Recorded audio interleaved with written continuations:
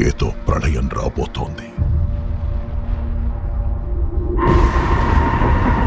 దాన్నాపడం మనకి సాధ్యం కాకపోవచ్చు.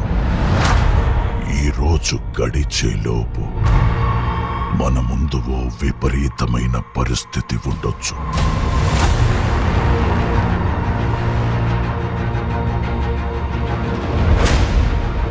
నా జీవితంలో ఎందరో యోధులతో కలిసి పోరాడాను. మన శక్తి సామర్థ్యాలు వాళ్ల ముందు దేనికి పనికిరావు. అయినా వాళ్ళు చనిపోయారు. వాళ్ల మరణానికి కారణమైన శత్రువులు, ప్రమాదాలు నన్ను పెద్దగా భయపెట్టలేదు. కానీ ఇది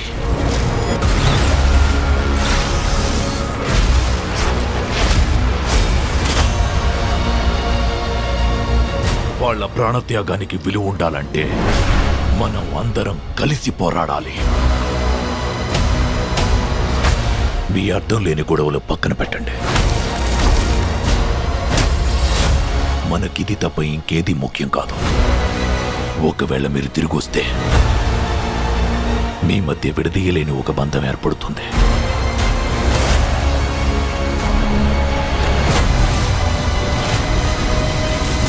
కానీ ఈ మాట మర్చిపోకండి.